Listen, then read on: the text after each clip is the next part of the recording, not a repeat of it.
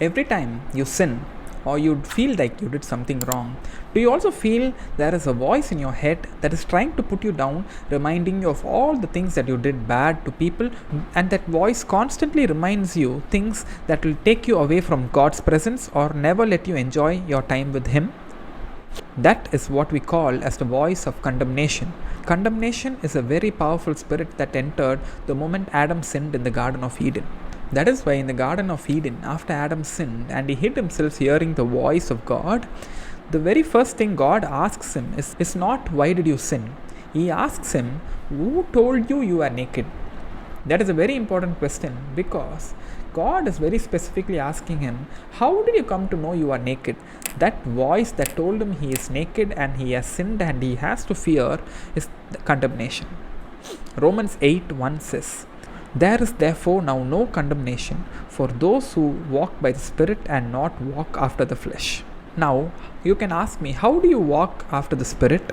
Let me turn your attention to John chapter 6 and verse 63, where Jesus says, "It is the Spirit who gives life.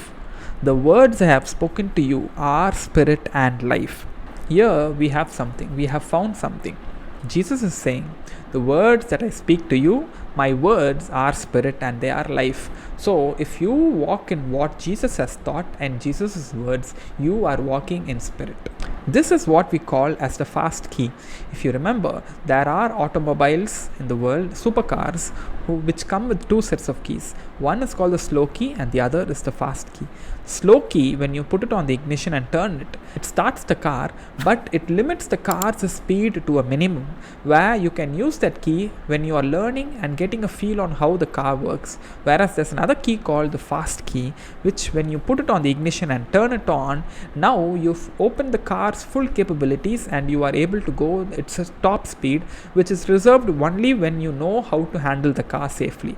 In the same way, this is a fast key.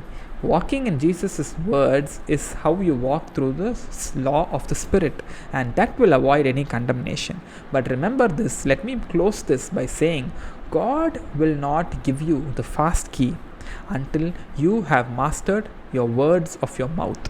Because the words of your mouth are so powerful that if God was to give you the fast key even before you master the words, then you are prone to misuse it, or worse, you are prone to crash what God has invested inside you. God bless you.